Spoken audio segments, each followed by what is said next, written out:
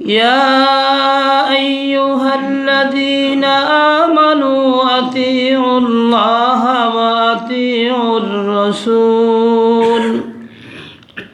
وأطيعوا الرسول وأولي الأمر منكم فإن تنازعتم في شيء فردوه إلى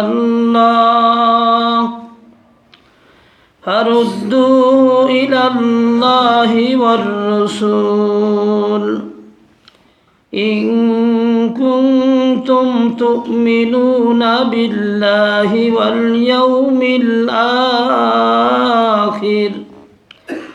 ذلك خير وأحسن تأويلا.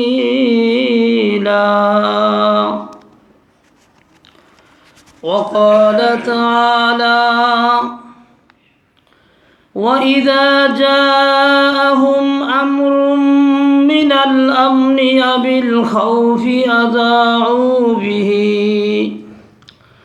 ولو ردوه إلى الرسول وإلى أولي الأمر منهم لعلمه الذين يستنبطونه منهم ولولا فضل الله عليكم ورحمة لاتبعتم الشيطان إلا قليلا.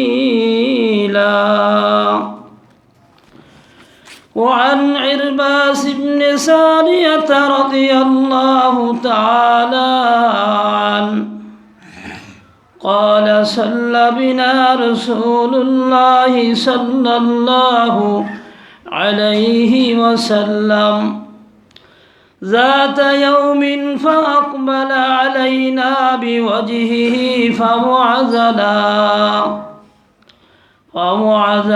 موعظة بليغة زرفت منها العيون ووجلت منها القلوب، فقال رجل: يا رسول الله، كأن هذه موعظة مؤدٍ فأوصينا.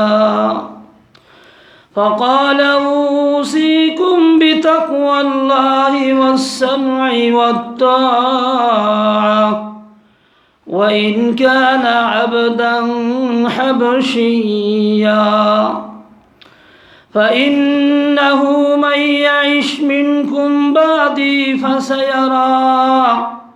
فسيرى اختلافا كثيرا، فعليكم بسنتي وسنة الخلفاء الراشدين المهديين، تمسكوا بها وعضوا عليها بالنواجذ، وإياكم ومحدثات الأمور، فإن كل محدثة بدعة وكل بدعة ضلالة، وفي رواية وكل بدعة في النار، أو كما قال عليه الصلاة والسلام. اللهم صل وسلم وترحم على حبيبك ونبينا محمد المصطفى المجتبى وعلى آله وصحبه أجمعين. سبحانك لا علم لنا إلا ما علمتنا إنك أنت العليم الحكيم.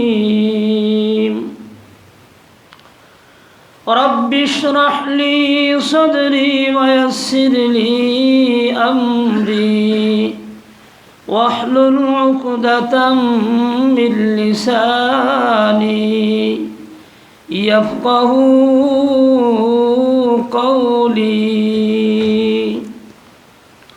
الحمد لله আল্লাহ জাল্লা জালালুহু আম্মা নওয়ালুহু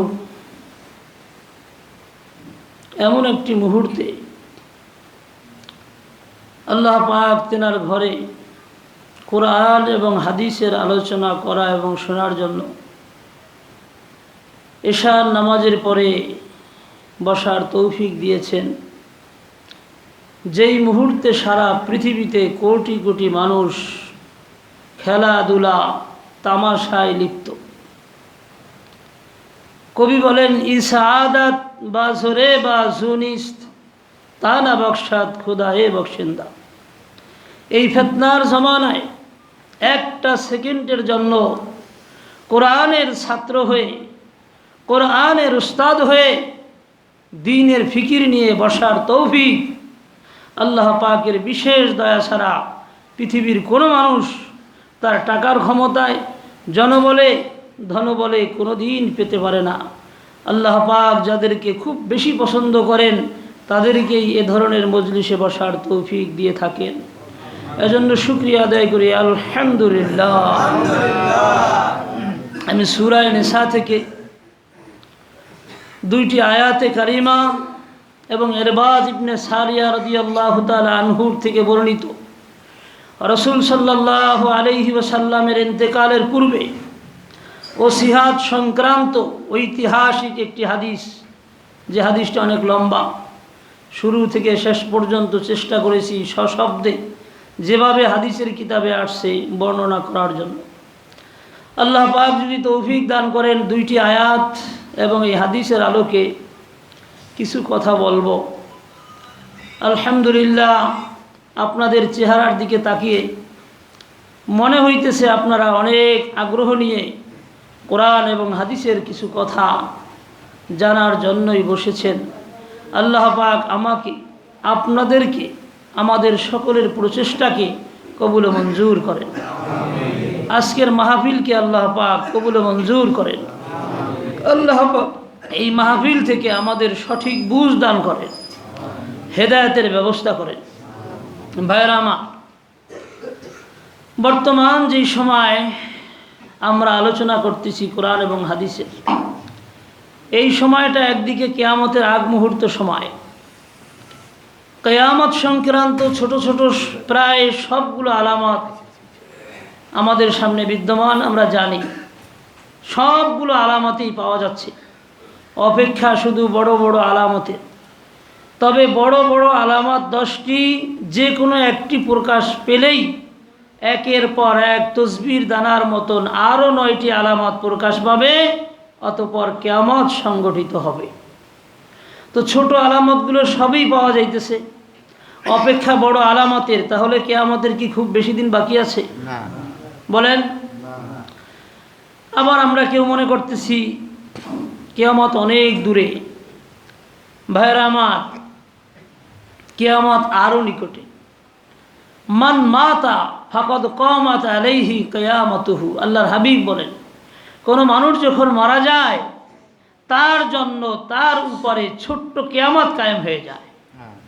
তা আপনি কি ভেবেছেন সে কবে হাসরের ময়দান হবে, বিচারের দিন হবে, সে বিচারের পরে যা আযাব হবে কে বলেছে? এখন যদি ইন্তেকাল হয়, সাকরাতুল মউত হক, আখিরাতের আযাব, মৃত্যুর সময় শুরু হয়ে যাবে। কবরে যাওয়ার সাথে সাথে রাউযাতুম মিন রিয়াজিল জান্নাহ আও হুফরাতুম মিন হুফারিন নার, আপনি যদি জান্নাতি হন, জান্নাতের প্রাথমিক স্বাদ কবর থেকেই শুরু হয়ে যাবে। তো একটা মানুষ মৃত্যুবরণ করে গোসল দিয়ে জানাজা পড়ে কবরে যাইতে কয় ঘন্টার ব্যাপার। আপনি ভেবেছেন কিয়ামত সেই কত বছরের ব্যাপার না। আপনার আর আমার জন্য কিয়ামত হতে পারে 3 থেকে 4 ঘন্টার ব্যাপার। এখন ইন্তেকাল হবে, এলান হবে, গোসল হবে, কবরে দিতেই যদি জান্নাতি হয় জান্নাতের স্বাদ শুরু, জাহান্নামী হলে জাহান্নামের আযাব শুরু। তাহলে কিয়ামত অনেক দূরে, আখিরাত অনেক দূরে। আলী রাদিয়াল্লাহু তাআলা আনহুকে বলেছে, আচ্ছা বলো তো মৃত্যু কত দূরে? বলে, ইয়া রাসূলুল্লাহ, এক নামাজ থেকে আর এক নামাজ। বলে, না, ডান দিকে সালাম ফিরাইছো এই ঘেটি ঘুরাইয়া বাম দিকে আনতে পারবার কোনো গ্যারান্টি নাই। মৃত্যু এর থেকে আরও নিকটে। আমরা ভেবে বসে আছি এখনও বড় আলামত প্রকাশ পায় নাই, এখনও দাজ্জাল আসে নাই, মাহদী আলাইহিস সালাম আসে নাই, নুজুলে ঈসা হয় নাই, পৃথিবীব্যাপী 3টি যুদ্ধ হবে সেটা হয় নাই, ভূমিকম্প হয় নাই। আরে সে তো বহুদিনের ব্যাপার। আমি আরামসে গুনাহ করতে থাকি। আপনার আর আমার সাথে কিয়ামতের সম্পর্ক 2 থেকে 3 ঘন্টার। কয় ঘন্টা? মান মাতা ফাকাদ কামাত আলাইহি কিয়ামতুহু। তো কিয়ামতের আগ মুহূর্তে আনা ওয়াসসাকা হাতাইন, রাসূল সাল্লাল্লাহু আলাইহি ওয়াসাল্লাম সাহাবীদেরকে আঙ্গুল উঠায়া দেখাইছেন, আমি এবং কিয়ামত 2 আঙ্গুলের মাঝে। তার মানে আমি আখেরি নবী, আমার পরে কোনো নবী আসবে না। তার অর্থ কি? আমার পরেই কিয়ামত। এটা আখেরি জামানা। একদিক থেকে এটা আখেরি জামানা, ফিতনার জামানা, ভয়াবহ। সেই দৃষ্টিকোণ থেকে আমাদের মন খারাপ হওয়ার কথা। কারণ এমন একটা জামানায় এসে পড়লাম পৃথিবীতে কোনো নবী নাই। এমন একটি জামানায় আসলাম একজন সাহাবী নাই, তাবেই নাই। 4 জন ইমাম ছিলেন বিশ্ববিখ্যাত, সেই ইমামও নাই। 4 ইমামের ডাইরেক্ট কোনো ছাত্রও নাই। নাই মানে পৃথিবীতে এখন এমন কেউ নাই যাকে চোখ বুজিয়া মানা যায়। কথা বুঝেন নাই? তাহলে আমরা এতিম কিনা বলেন? এই দৃষ্টিকোণ থেকে আমরা হতভাগা, আমাদের ভাগ্য খারাপ।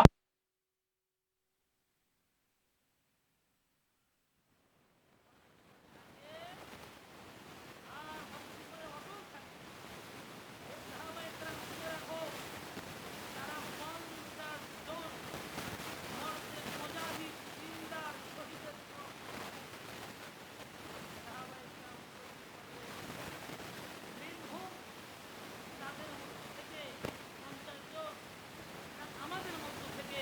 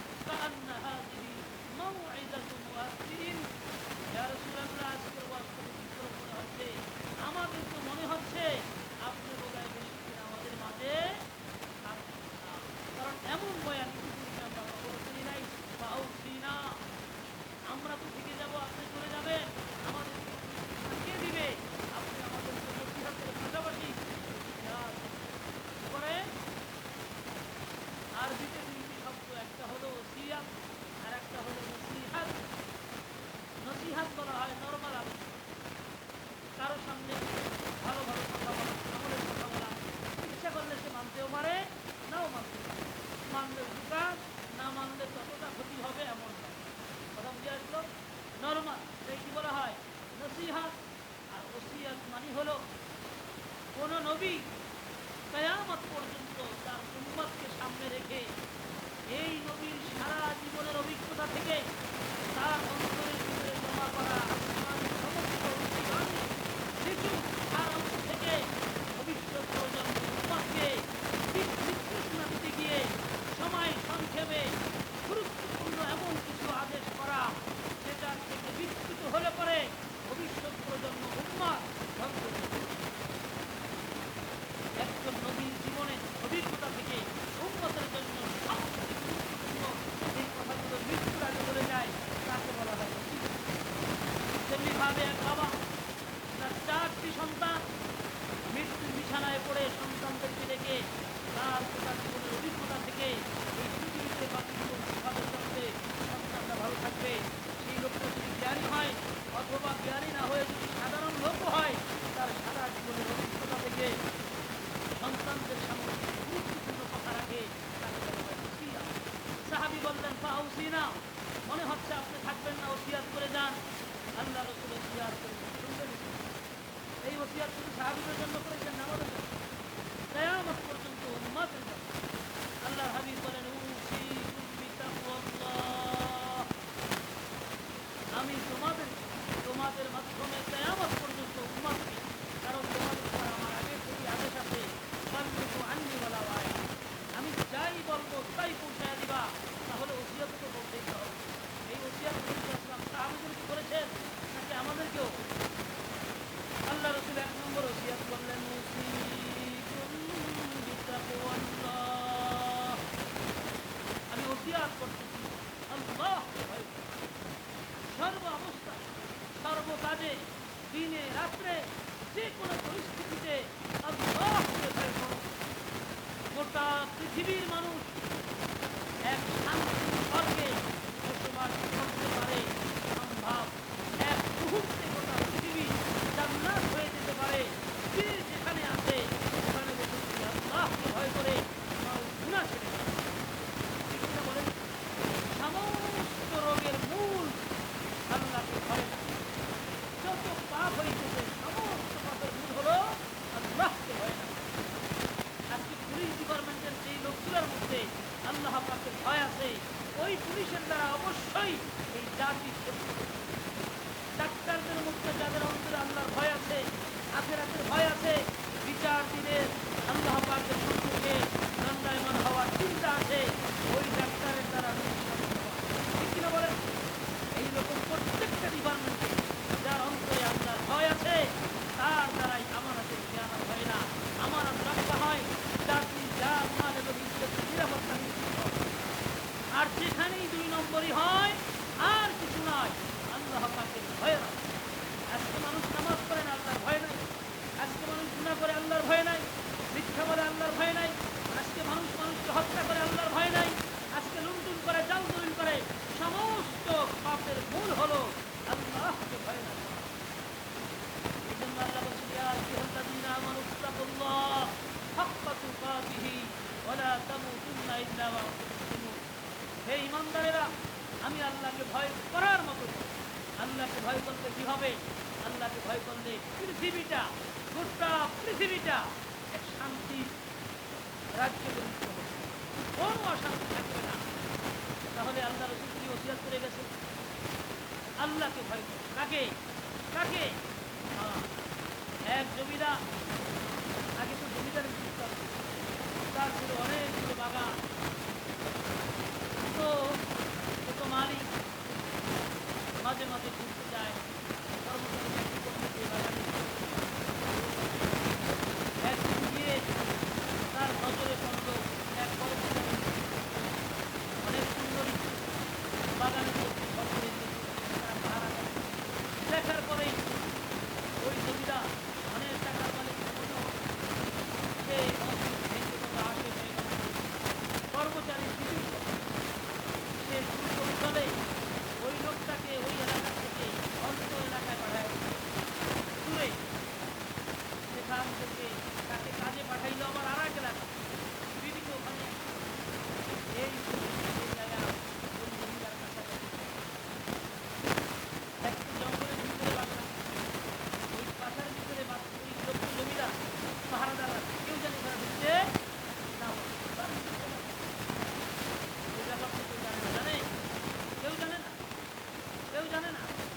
আমি চুরি করতেছি, কেউ দেখে না, ও মুসলমান।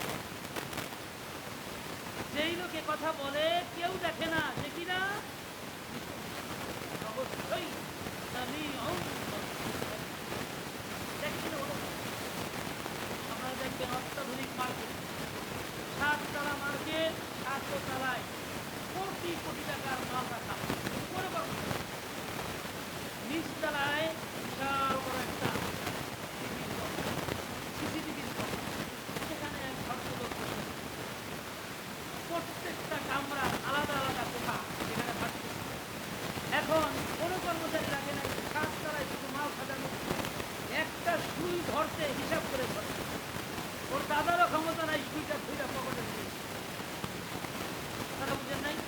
উঠে চুরি করে চলে যাবে, আছে সুযোগ। কারণ সে যেই মালের উপরে হাত দেয় তার ব্রেন কাজ করে আমার সিসিটিভি আমাকে নিয়ন্ত্রণ করতেছে। প্রতিটা সূরা মাঝে মাঝেই এই শব্দ আল্লাহ বলেছেন সামিউম বাসীর। সিসিটিভি সে তোমার কথা শুনে না, শুধু তোমাকে দেখে। আমি দেখিও শুনিও। ও তুমি বললে শুনি না,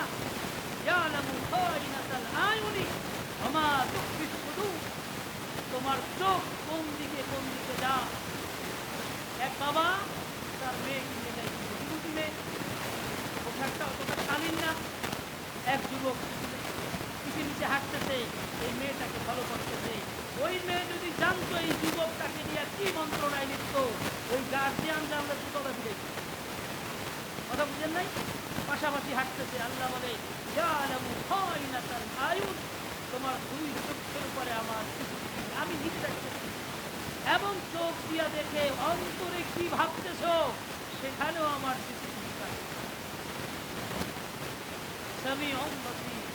এই জন্য পীর সাহেবেরা আল্লাহর স্মরণ অন্তরে বসানোর জন্য জিকির চালু করতে, আল্লাহু হাদিরি আল্লাহু নাসিরি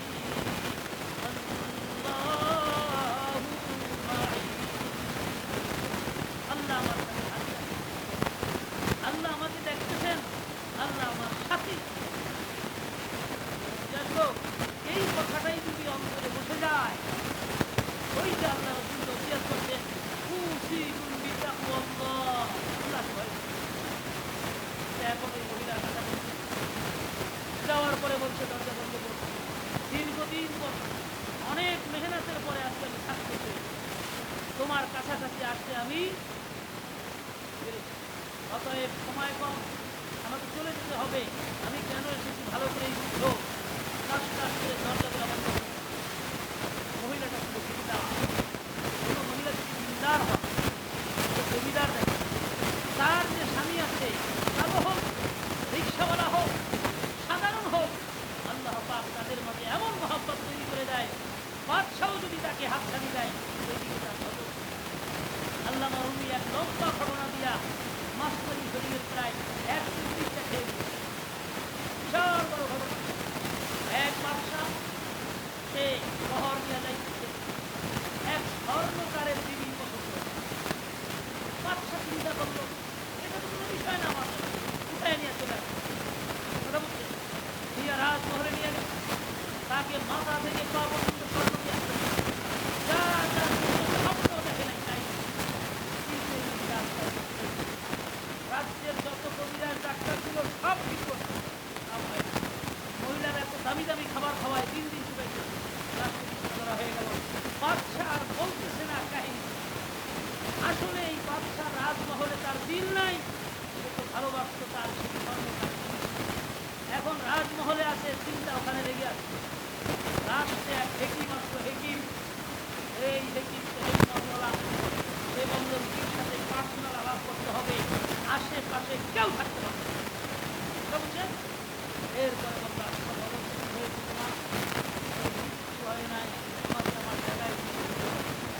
রাজমহলকে ক্ষতি করবো, আমি এক মহাব্বত করি, যে স্বর্ণকার দিন মজুর যা আনে ওটাই আমার জন্য মহাব্বত ওর চিজ হয়। এই জমিদার মনে করছে আমি এত বড় জমিদার, আমার আন্ডারে চাকরি করে, আমি গেলেই বোধ হয় সেই মহিলা হাত ছাড়ি দিবে না। মহিলা বলল, শুনেন, অবশ্যই আপনার সাথে কথা বলতে গিয়ে আমাকে আদব রক্ষা করতে হবে, কারণ আপনি আমার দুনিয়াবী দিক থেকে আমার স্বামীর মালিক, কিন্তু আমাদের সকলের যে মালিক আছে ওই মালিকের সামনে দণ্ডায়মান হতে হবে। ওই কথার চিন্তা করে হতে পারে আমি সুন্দরী, কিন্তু আমার জীবনে আমার আমল নামায় কোনো কালিম নেই। আমি নিজেকে অনেক হেফাজত রেখেছি রব্বে কারীমের দরবারে আমি যাতে পবিত্রা হয়ে উঠতে পারি। আপনি এসেছেন আমাকে নাপাক করার জন্য। আমার স্বামী আপনার আন্ডারে চাকরি করে, এই সুযোগে আমাকে বলতেছেন জানালা বন্ধ করে দিতে। হ্যাঁ, আমি জানালা বন্ধ করে দিলাম। আপনার আন্ডারে আমার স্বামী চাকরি করে, সেই টাকা দিয়ে সংসার চলে, আপনার এই জানা ভালো কথা। দিলাম জানালা বন্ধ করে। শোনেন, আমি গুনাহ কেন করি নাই জানেন? আমি আমার রব্বে কারীমকে ভয় করি, তাকে সম্মান করি, তার জাহান্নামকে ভয় করি বলেই এতদিন পর্যন্ত পবিত্র হয়ে আসছি, ছিলাম সেবে। আজকে তো আমি আপনার মুখামুখি, আপনি জোর খাটাইলে জানি আপনার হাত থেকে আমি বোধহয় বাঁচতে পারবো না। শোনেন, আমার ভয় কোথায় জানেন? আমার ভয় হলো হাসরের ময়দানে বিচারের কাঠগড়ায় দাঁড়াইয়া কি উত্তর। সুতরাং আপনার কথা আমি মানলাম, আপনি আমার একটা কথা মানেন, তাহলে আপনার মনের আশা পুরা করতে আমার গুরুত্ব। বলো একটা কথা কেন, আমি শত কথা তোমার পুরা করি, কত কোটি টাকা খরচ করতে হবে তাই করো। বলে কথাটা শুনেন, কি কয়? কাঠের দরজা আমি বন্ধ করে দিলাম। আপনি যখন হাইওয়ানের মতন আমার উপরে ঝাঁপায়া পড়বেন, আপনি যখন আমার সাথে গুনায় লিপ্ত হবেন, রব্বে কারীম যে তাকায়া তাকায়া দেখবে, ওখানে একটা দরজা ফিট করে ওই দরজাটা ওখানে পর্দা দিয়ে বন্ধ করে দেন, আল্লাহ যাতে না দেখে। আল্লাহ যদি না দেখে আমার কোনো অভিযোগ নাই। আর যদি আল্লাহ দেখে, হাসরের ময়দানে আপনার কলার ধরে আল্লাহর সামনে দণ্ডায়মান দাঁড় করাবো, আর বলবো সে ক্ষমতার জোরে কেন এই কর্মচারীর বিবির উপরে হাত দিল অবৈধভাবে। এতটুক বলতে ওই জমানার মানুষ হালাল খাইতো। ওই জমানাটা ওই রকম জমানা ছিল বোধহয়। তার শরীরের ভিতরে কম্পন শুরু হয়ে গেছে। সে ঘর থেকে বের হইতে হইতে এক পর্যায়ে বসে পড়ল আর বলল, হায়, তুমি তো আমাকে আল্লাহ চিনাই দিলা। আমি আসছিলাম পাপ করতে, তুমি তো আমার অন্তরের ভিতরে আল্লাহ বসায়া দিলা। হ্যাঁ, আমি ওয়াদা করলাম তোমার স্বামীর বেতন আমি ডবল করে দিব, কোনো অবস্থাতেই আমি চাকরি থেকে বিচ্যুত করব না, কারণ তোমার মাধ্যমে আমি রবকে চিনেছি। ভাইয়েরা আমার, আল্লাহ রসুলের ওসিয়াত, উসিকুম বিতাকওয়াল্লাহ, ওসিয়াত করতেছি আল্লাহকে ভয় করো। রাসুল হিকমতে মাখাফাতুল্লাহ, গোটা ইসলামের একেবারে নিচু সার অংশ হলো আল্লাহর ভয়। এই জন্য আল্লাহ বলেন, কদ আফলাহাল মুমিনুন আল্লাযীনা হুম ফি সালাতিহিম খাশিউন, যেই সমস্ত মুমিনরা নামাজের ভিতরে খুশু খুজু আমি আল্লাহর ভয় নিয়ে দণ্ডায়মান হয়, তারা কামিয়াব, তারা সফল কাম। সব জায়গায় ভয়, সব জায়গায় কি ভয়। তো আল্লাহ রসুল ওসিয়াত করেছেন, ভয় করো কাকে? আল্লাহকে। আজকে আমরা কাকে ভয় করি? প্রশাসনকে। কাকে ভয় করি? সমাজকে। কাকে ভয় করি? মানুষের চক্ষুকে। যখনই নীরব হয়ে যাই, এমন একটা নিরিবিলি পরিবেশে, কেউ দেখে না, দরজাটা আটকায়া মোবাইলটা হাতে নিয়ে বাস, আর কে দেখে? কারো তো খবর নাই, কেউ তো দেখে না, কেউ দেখে না, কেউ দেখে না। সামিউম বাসীর, দেখে কি না? আল্লাহ রসুল ইন্তেকালের আগে ওসিয়াত করে গেছেন, আল্লাহকে ভয় করো। আল্লাহর ওলি হতে চাও? ইত্তাকিল মাহারিমা তাকুন আবাদান নাস। 1 মিনিট লাগবে পৃথিবীর শ্রেষ্ঠ ওলি হইতে। সরমনার পীর বলেন, পৃথিবীর যত পীর আছে, যত পীর, সমস্ত পীরের উপরে আপনি পীর হয়ে যাবেন। 1 মিনিটের ভিতরে আপনি আল্লাহর শ্রেষ্ঠ ওলি হবেন। এই পৃথিবীতে যত কোটি লোক আছে, এর মধ্যে আপনি শ্রেষ্ঠ হয়ে যাবেন। একটা কাম করতে হবে। কয়টা? আল্লাহ রসুল বলেছেন হাদিস, ইত্তাকিল মাহারিমা তাকুন আবাদান নাস। নাস ব্যাপক শব্দ, পৃথিবীর যত মানুষ আছে সব মানুষকে নাস শব্দে গ্রাস করেছে। নাস কোনো পেশার মানুষকে বাদ দেয় নাই। পৃথিবীতে যত মানুষ আছে সমস্ত মানুষকে নাস বলে। এই জন্য আদম আলাইহিস সালামকে আবুন নাস বলে, মানুষের বাবা, মানবতার বাবা, মানুষের বাবা। কথা বলছেন তো? মানুষের ভিতরে যা আছে, হিন্দু, খ্রিস্টান, বৌদ্ধ, সব মানুষের ভিতরে কিনা। ইত্তাকিল মাহারিমা, আল্লাহর ভয়ে গুনাহ ছেড়ে দাও। তাকুন আবাদান নাস, পৃথিবীর শ্রেষ্ঠ অলি হয়ে যাবা। পৃথিবীর, এই জন্য সূরা মুমিনুনে বলছে যেই সমস্ত লোকেরা খুশু খুজুর সাথে নামাজ পড়ে আর যারা বেহুদা কাজ থেকে বেঁচে থাকে, আমানতের খেয়ানত করে না, লজ্জাস্থানের হেফাজত করে, নামাজেরও হেফাজত করে, তারা মিরাজ সূত্রে জান্নাতুল ফেরদাউস পাবে। কয়েকটা গুণ মাত্র, তার মধ্যে একটা হলো ওয়াল্লাযীনা হুম আনিল লাগবি মুরিদুন, যারা বেহুদা কাজ থেকে বেঁচে থাকে। আজকে আর্জেন্টিনা, ব্রাজিল সারা পৃথিবীর মানুষকে বেহুদা কাজে লাগাইছে। কোন কাজে? কোন কাজে? গোটা সাতক্ষীরা, গোটা যশোর এই খেলকে কেন্দ্র করে জুয়ায় লিপ্ত হয়েছে। জুয়ায়, জানেন না খবর? কিসে লিপ্ত হয়েছে? লক্ষ লক্ষ টাকা এই জুয়ায় হেরে মানুষ নিঃস্ব হয়ে যাচ্ছে। এটাকে কেন্দ্র করে যুবক যুবতীরা গুনাহে লিপ্ত হয়েছে। এটাকে কেন্দ্র করে স্বামী স্ত্রীকে তালাক দিয়ে দিয়েছে। এটাকে কেন্দ্র করে নোয়াখালীর এক যুবকের ইন্তেকাল হয়েছে। দুইজন না, আহা, আরো কত মানুষের জানি জীবন গেছে। ভাইরা আমার, ইত্তাকিল মাহারিমা তাকুন আবাদান নাস, হারাম ছেড়ে দাও, পৃথিবীর শ্রেষ্ঠ অলি হয়ে যাবে। এখান থেকে একটা মাসালা বলি, কেউ যদি ফরজ ঠিক রাখে, বলেন বলেন আমার সাথে, আকীদা সহি হওয়ার পরে কেউ যদি ফরজ ইবাদতগুলা ঠিক রাখে, জীবনে কোনো নফল পড়ে নাই, আকীদা ঠিক, এতেকাদ ঠিক, ঈমান ঠিক, সাথে ফরজ ইবাদত ঠিক, কোনো নফল জীবনে পড়ে নাই, গুনাহও করে নাই, সগীরা গুনাহ হয়ে গেছে, কবিরা গুনাহ করে নাই, এই কোরআন হাতে নিয়ে কোরআন থেকে দলিল দিতে পারবো, হাদিস থেকে, এই লোকটা বিনা হিসাবে জান্নাতুল ফেরদাউস পাবে না। কিন্তু কেউ যদি ফরজও পড়ে, ওয়াজও শোনে, তসবিহও টিপে, হারামও খায়, সে জান্নাতে প্রথম ধাপে যেতে পারবে না, তাকে জাহান্নামে আগে যেতে হবে, পরে জান্নাত। আল্লাহ রসুল বলেছেন, মান নাবাতা লাহমুহু মিনাস সুহতে ফান্নারু আউলা বিহ, কারো শরীরে যদি হারাম টাকা ঢুকে, চুরির টাকা হারাম, ঘুষের টাকা হারাম, সুদের টাকা হারাম, জাল দলিল দিয়া জমি নিয়া ওই টাকা হারাম, জাল দলিল দিয়ে আর একজনের জমি দখল কইরা ওই ঘর নিয়ে সেই ঘর ভাড়া দিয়া টাকা খাওয়া হারাম। এক কথায় এক মুসলমান সন্তুষ্টি ছাড়া আর এক মুসলমানের মাল নেওয়া হারাম।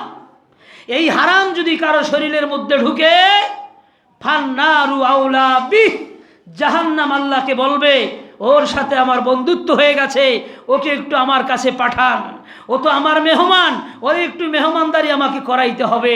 ও জান্নাতে তো কোনো নাপাক লোক যাবে না, ওর শরীরে যেহেতু নাপাক ঢুকেছে, ওই নাপাকের সাথে আমি আগুনের সম্পর্ক, আগে আমার এখানে পাঠান, আমি ধোলাই করিয়া পরে পরিষ্কার করে পাঠাবো।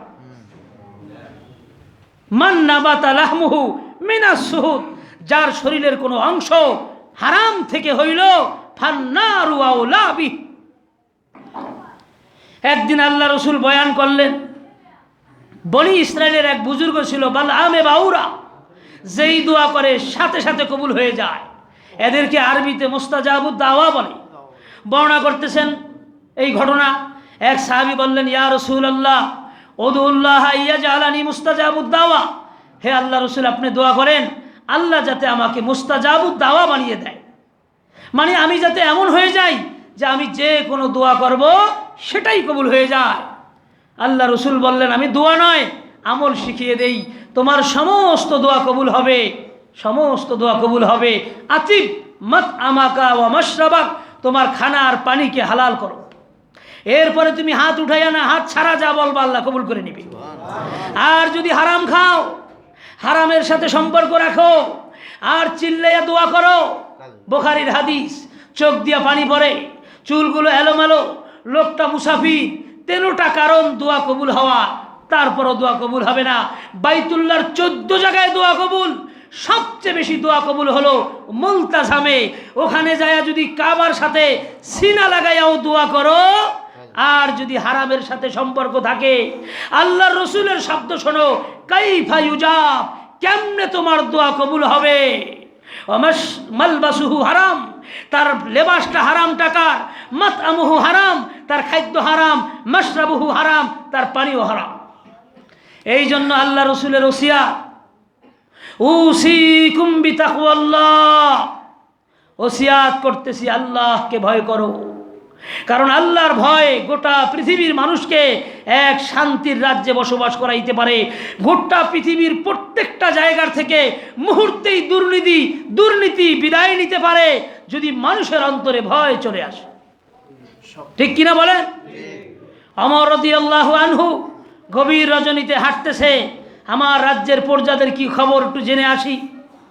আলাপ শুনতে পাইল মা আর মেয়ে।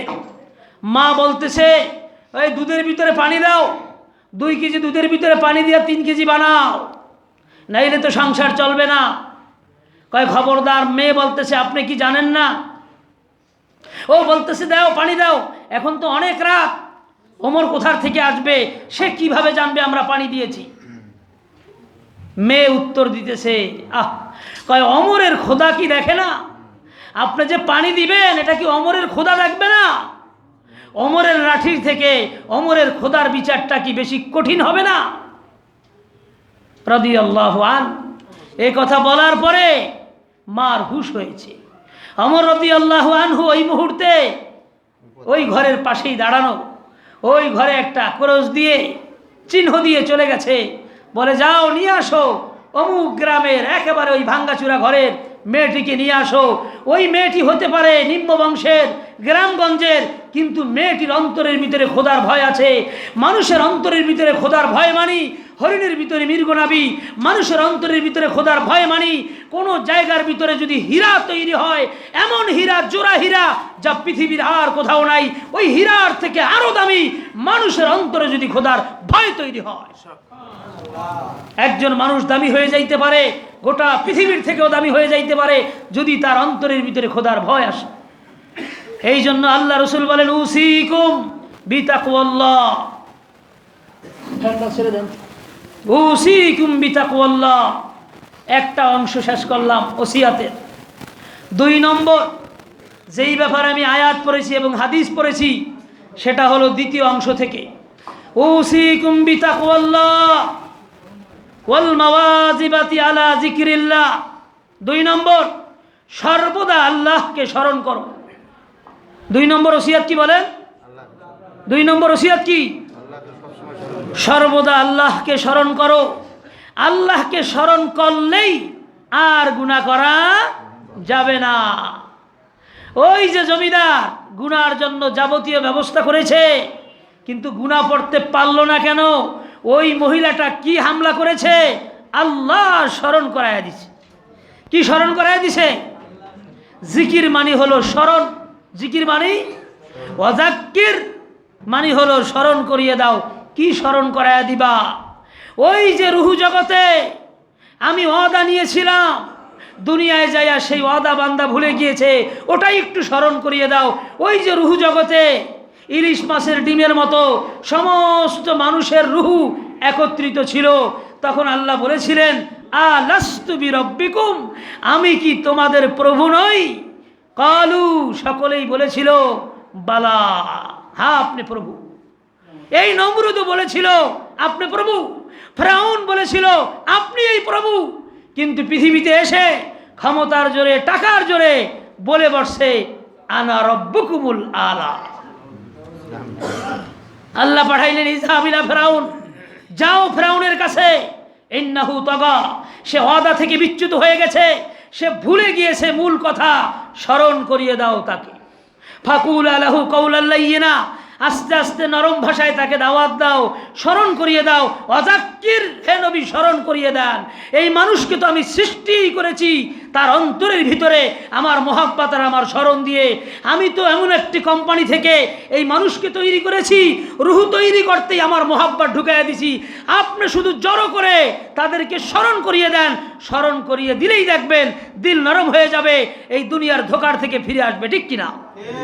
ওয়াজাক্কির, স্মরণ করিয়ে দাও মানে কি? মনে করিয়ে দাও। তা জিকির মানে কি? স্মরণ। জিকির মানে, এখন আল্লাহ আল্লাহর জিকির কেন করে? সুবহানাল্লাহ, আলহামদুলিল্লাহ, আল্লাহু আকবার, এই জিকির কেন করে? আল্লাহকে স্মরণ করার জন্য।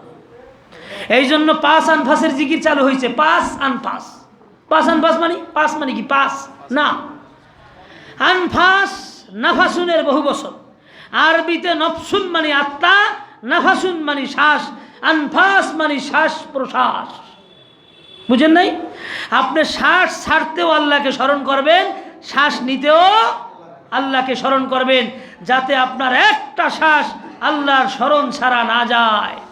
এই জন্য জিকির চালু করেছে 5 আনফাসে।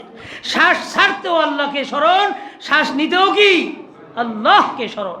বাইরামা ওয়াজাক্কির, তাহলে কি বলছে? উসিকুম বিতাকওয়াল্লাহ ওয়াল মাওয়াজিবাতি আলা যিকরিল্লাহ। আল্লাহর জিকিরের পাবন্দি করো, আল্লাহর জিকিরের হেফাজত করো। এখানে কোন জিকির করতে বলেছে?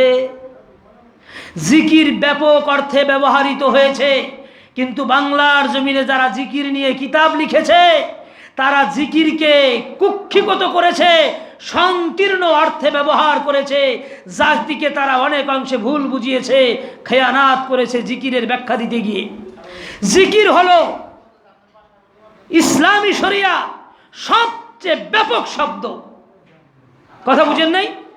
এই কোরআন মানে জিকির, নামাজ মানে জিকির, কোরআন তেলাওয়াত মানে জিকির, কোরআনও জিকির, কোরআন তেলাওয়াতও জিকির। কথা বলেন? নাহনু নাযালনা যিকরা, আমি নাজিল করেছি জিকির, ওয়া ইন্না লাহু লাহাফিজুন, এই জিকিরকে আমি হেফাজত করব। কোন জিকির? কোরআন। ফাসআলু, জিজ্ঞেস করো, আহলা যিকরে, জিকিরওয়ালার কাছে, ইন কুনতুম লা তা'লামুন, যদি তোমরা না জানো। এখানে জিকির মানে এলেম, জিকির মানে যাকে আমি এলেম দিয়েছি তাকে জিজ্ঞেস করো। আকিমিস সালাতা লিযিকরি, নামাজ কায়েম করো শরণার্থে। ইমাম বুখারী বাব বেঁধেছে তাহাজ্জুদের, আয়াত নিয়ে আসছে কি জানেন? ওই সমস্ত লোকের আল্লাযীনা ইয়াযকুরুনাল্লাহা কিয়ামান ওয়া কুউদান ওয়া আলা জুনুবিহিম, যারা আল্লাহর জিকির করে দাঁড়ায়া, বসে, শুয়ে।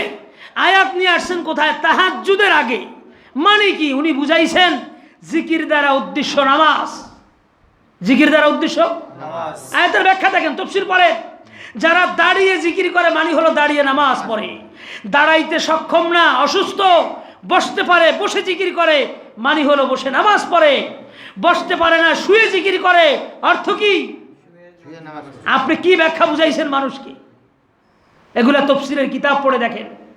জিকির একটা ব্যাপক শব্দ। শোনেন, হাদিসের ভিতরে যেখানেই পাইবেন হালকায় জিকির, এর অর্থ শুনে নেন। আজকে হেফজখানায় কোরআন মুখস্থ করা হয়, হেফজখানা যে হালকায় জিকির, এটা বাংলাদেশের মানুষের ব্রেনে নাই। এই বাংলাদেশের ভিতরে সবচেয়ে বড় জিকিরের হালকা হলো হেফজখানা। কারণ আফজালু জিকরে, বলেন বলেন, আফজালু জিকরে তেলাওয়াতুল কোরআন, উত্তম জিকির হলো কোরআন তেলাওয়াত। তাহলে যেই জায়গায় একসাথে 80-90 জন ছেলে কোরআন তেলাওয়াত করতেছে, ওটা কিসের মজলিস? ওটা জিকিরের মজলিস। মসজিদে নববীতে দেখবেন কোরআনের মশক হইতেছে, আমি বসছি সেই দরসে। আপনি যাবেন বাইতুল্লাহ, সেখানে গিয়ে দেখবেন বাইতুল্লাহর যে খাম আছে, এই খামের সাথে অনেকগুলো মেহরাব রাখা, মেহরাব না মেম্বার রাখা। মসজিদের ভিতরে মেম্বার থাকে কয়টা? একটা। সেখানে এক একটা খাম্বার পিছনে সাথেই মেম্বার লাগানো অনেকগুলো। আমি বললাম এখানে এতগুলো এমন কি করে? লক্ষ্য করতে না করতেই দেখলাম এক হজরত আসলেন, এক শেখ আসলেন, শেখ উস্তাদ। উনি এসে বসে গেলেন, ওনার হাতে ইবনে কাসির, ছাত্র বসে গেল, তাফসীরের দরস হচ্ছে। বুঝেন নাই? আবার আর একজনে আসলো, হাদিসের কিতাব, অনেকগুলো ছাত্র আসলো, বসে গেল। জাকারিয়া রহিমাহুল্লাহ নাব্বারাল্লাহু মারকাদা ওয়া জালাল জান্নাত মাসওয়া, উনি বলেছেন যতগুলা হাদিসের ভিতরে হালকায় জিকির লেখা আছে, এর দ্বারা উদ্দেশ্য কি শোনো। আল মুরাদ বিহেলাকি জিকরে হুনা, যত জায়গায় হাদিসে হালকায় জিকিরের কথা আছে, ওই জায়গায় হালকায় জিকিরের দ্বারা উদ্দেশ্য হলো এলেম চর্চার মজলিস। তাহলে যেই জায়গার ভিতরে আলিফ বা তা মক্তবে মশক করা হচ্ছে, ওটা কিসের মজলিস? বলেন, ওটা কিসের মজলিস? হেফজখানা কিসের মজলিস? এই আলোচনার মজলিস, এটা কিসের মজলিস? এবার বুঝছেন? জামাতে নামাজ হইতেছে কিসের মজলিস? হজ হচ্ছে হজ কিসের মজলিস? ইসলামী শরিয়া বলেছে আল্লাহ প্রদত্ত আল্লাহকে স্মরণ করার যত ইবাদত আর যত মাধ্যম আছে সবগুলাকে জিকির বলা হয়। যেই জায়গায় জিকিরের যেই অর্থ ওইটাকে ওইভাবে ওখানে রাখতে হবে। আর যদি তুমি সবগুলো আয়াত এক জায়গায় এনে এমন জায়গায় লাগাইয়া দিছো যেটা রাসূল সাল্লাল্লাহু আলাইহি ওয়াসাল্লামের জামানায় ছিলই না, তুমি জিকিরের সব আয়াত আইনা ওই জায়গায় লাগাইলা, অথচ ওই পদ্ধতিতে জিকিরে আল্লাহ রাসূল জীবনে একবারও করে নাই, সাহাবী করে নাই, তাবেঈ করে নাই, আর মানুষকে বুঝাইলা এইটাকে বলা হয় হালকায় জিকির। ওই হালকায় জিকিরকে সাপোর্ট করতে যাইয়া, ওইটার ফজিলত বলতে যাইয়া কোরআনের যেখানে যেখানে জিকিরের শব্দ পাইছো সবগুলো আয়াত নিয়ে আসছো, তুমি কোরআনের ব্যাখ্যা করতে গিয়ে খেয়ানাত করেছো। বুঝেন নাই কথা? তাহলে জিকির হলো ইসলামী শরিয়ার সবচেয়ে ব্যাপক শব্দ। একজন মানুষ ব্যবসা করতেছে, কি করতেছে? আর ন্যায়ের সাথে ব্যবসা করতেছে। সে যখন মাপতে যায় হিসাব করতেছে, কম হয়ে না যায়। যদি কম হয় হাসুরের ময়দানে আমাকে হিসাব দিতে হবে। এই লোকটা যে এটা মাথায় রেখে ব্যবসা করতেছে, সে জিকির করতেছে। এবার আসেন কোরআন কি বলছে? উযকুরুল্লাহ যিকরান কাসীরা, অধিক পরিমাণে জিকির করো। আমার সামনে এসে একটু ব্যাখ্যা দেন তো, অধিক পরিমাণে জিকির কাকে বলে? হাদিস থেকে দেন। আপনাদের কার জানা আছে অধিক পরিমাণে জিকির কিভাবে করলে হয়? 1,00,000 বার সুবহানাল্লাহ এক মজলিসে বসলে অধিক পরিমাণে জিকির হয়? কোনো ব্যাখ্যা আমাকে দেখাইতে পারবেন? শোনেন, তিরমিজির হাদিস থেকে বলছি অধিক পরিমাণে জিকির কিভাবে হয়। মান আইকাজা ওয়া আইকাজা ইমরাতাহু, কারো যদি রাত্রে ঘুম ভেঙে যায় আর সে যদি তার বিবির ঘুম ভাঙে, হালকাভাবে আলতোভাবে পানির ছিটা দিয়ে বিবি উঠে যাও, এটা রাত্রের শেষ তৃতীয় অংশ তাহাজ্জুদের সময়, নিজে উঠছে বিবিকে উঠাইছে, অথবা বিবির ঘুম আগে ভেঙেছে স্বামীকে উঠাইছে আলতোভাবে পানি ছিটা দিয়া, ফাসাল্লায়া, এরপরে তারা বেশি নয় 2 রাকাত নামাজ পড়েছে। কয় রাকাত? কুতিবা, এই 2 জনের নাম লেখা হবে আল্লাহর দরবারে। কোন লিস্টে? কুতিবা মিনাজ যাকিরিন আল্লাহ কাসীরাও ওয়াজ যাকিরাত, অধিক পরিমাণে জিকিরকারীর খাতায় ওই পুরুষটার নাম লেখা হবে। অধিক পরিমাণে জিকিরকারীর খাতায় ওই পুরুষটার নাম লেখা হবে। 2 রাকাত তাহাজ্জুদ রাত্রে পড়লে সারা রাত্র আল্লাহকে স্মরণ করার হক আদায় হয়ে যায়। আমাদের বেরেনেও নাই নামাজ যে জিকির। কেমনে থাকবে? ব্যাখ্যা তো একটু ভুল হয়ে গেছে, কারণ যেখানে যেখানে শব্দ পাওয়া গেছে সবগুলাকে একত্রিত করে জিকিরকে ব্যাপক অর্থে আল্লাহ ব্যবহার করেছে। যেই আয়াত যেখানে যেই অর্থ ওটা ওখানে ওভাবে রাখতে হবে। আসেন, ইন্না নাহনু নাযালনা যিকরা, আমি জিকির নাজিল করেছি। আপনি যদি মনে করেন সুবহানাল্লাহ, আলহামদুলিল্লাহ, আল্লাহু আকবার, এই 3টা আল্লাহ নাজিল করেছে, এই 3টা জিকির যাতে কেউ নষ্ট করতে না পারে, আল্লাহ সুবহানাল্লাহর জিম্মাদারি নিছে, আলহামদুলিল্লাহর জিম্মাদারি নিছে, আল্লাহু আকবারের জিম্মাদারি নিছে। এই ব্যাখ্যা পৃথিবীর কোন তাফসীরকার করেছে আমারে দেখাইতে পারলে আর বয়ান করব না। আমি জিকির নাজিল করেছি। কি নাজিল করছে? তাহলে জিকির মানে কি? আর সবচেয়ে উত্তম জিকির কি? কোরআন তেলাওয়াত। এই মজলিসটা জিকিরের মজলিস। এই জন্য জাকারিয়া রহমাতুল্লাহ আলাইহির মতন বিশ্ববিখ্যাত মুহাদ্দিস বলেছেন, আল মুরাদ হুনা বিহেলাকি জিকরে মাজলিসুল ইলমে, যেখানে যেখানে হাদিসে পাইবা জিকিরের হালকা, সেখানেই মনে করবা ইলমের মজলিস। এই কারণে ইমাম আবু হানিফা রাহিমাহুল্লাহ বলছে, রফউ সাউতে বিজিকরে ফিল মসজিদে হারামুন, মসজিদে উচ্চ আওয়াজে জিকির করা হারাম। এটা আমাদের মাযহাবের ইমাম আবু হানিফা রাহিমাহুল্লাহর কওল। মসজিদের ভিতরে উচ্চ আওয়াজে জিকির করা হারাম। এখন ওই যুগে কি জিকির ছিল? নবীর যুগে মসজিদে কি জিকির ছিল? সাহাবীর যুগে কি জিকির ছিল? তাবেঈর যুগে কি জিকির ছিল? আগে নির্ণয় করতে হবে সেটা। ওমর রাদিয়াল্লাহু তাআলা আনহু মসজিদে গেলেন, যায়া দেখলেন এক লোক জোরে জোরে কোরআন পড়তেছে। উনি ওনার হাতের ব্যাট দিয়া এই কাঁধের উপরে আঘাত করে বললেন, তুমি যদি আল্লাহর জন্য জিকির করে থাকো, আল্লাহর জন্য তেলাওয়াত করে থাকো, আস্তে করো। আর যদি মানুষকে দেখানোর জন্য করো, সেটা তো ইবাদত না। এই কাম করার জন্য মসজিদ না বের হয়ে যাও। তাহলে কোরআন তেলাওয়াত কি? বলেন বলেন। মজলিসের এলেম এটা কি? তাহলে আল্লাহর স্মরণ যেইগুলা করে দেয়, যত জিনিসে আল্লাহকে স্মরণ করায়া দেয় এবং আল্লাহকে স্মরণ করানোর যত মাধ্যম আছে সবগুলোকে আরবিতে কি বলে? জিকির। তাহলে কোরআন জিকির, নামাজ জিকির, রোজা জিকির, হাজ জিকির। কথা বলেন না কেন? সব কি জিকির। একজনে কিতাব লিখতেছে জিকির, একজনে হালাল ব্যবসা করতেছে জিকির, একজনে হালাল ভাবে জমি চাষ করতেছে জিকির, হালাল উপায়ে মানুষ যা করে আল্লাহর স্মরণে সবগুলা জিকির। সবগুলো কি? এবার বুঝছেন জিকির যে ব্যাপক অর্থে ব্যবহার হয়েছে। হ্যাঁ, উযকুরুল্লাহ তে কি বলছে? ইত্তাকিল মাহারিমা তাকুন আবাদান নাস। আল্লাহকে ভয় করো, শ্রেষ্ঠ ওলি হয়ে যাবা। আল্লাহ রসুল কি ওসিয়াত করেছেন? উসিকুম বিতাকওয়াল্লাহ, আমি ওসিয়াত করতেছি আল্লাহকে ভয় করো। ওয়াল মাওয়াজিবাতি আলা যিকিরিল্লাহ, আল্লাহর জিকিরের হেফাজত করো। এখানে আল্লাহর জিকিরের হেফাজতের অর্থ কি জানেন? ওই যে ইন্তেকালের আগে দিয়া রসুল বলেছিলেন, কি বলেছিলেন? আসসালাত, বলেন আমার সাথে, আসসালাত আসসালাত ওয়া মা মালাকাত আইমানুকুম হাফিজুস সালাওয়াত, নামাজ হেফাজত করো। আল্লাহ রসুল বলছেন ওয়াল মাওয়াজিবাতি আলা যিকরিল্লাহ, আল্লাহর জিকিরের পাবন্দি করো, মানে হলো আল্লাহ প্রদত্ত ফরজ ইবাদতের ইহতিমাম করো। নামাজকে জিকির বলা হয়েছে, ফরজ ইবাদতকে জিকির বলা হয়েছে। ভুল ব্যাখ্যা ছড়িয়ে যাওয়ার কারণে এই পাবলিকের ব্রেনে একসাথে সুবহানাল্লাহর জিকিরের মজলিস ছাড়া অন্য কোন মজলিস যে জিকিরের মজলিস এই পাবলিক ভুলে গিয়েছে। ঠিক কিনা বলেন? সত্য কথা বলেন, ঠিক কিনা? তাহলে ইসলামের সাথে যত কিছুর সম্পর্ক সবগুলা জিকির। রোজা কি? রোজা কেমনে জিকির হয়? রোজা কেমনে জিকির হয়? ঘরের ভিতরে খাবার, পেটে ক্ষুধা, দরজা বন্ধ, কেউ নাই, খায় না কা? আল্লাহর স্মরণে, আল্লাহর।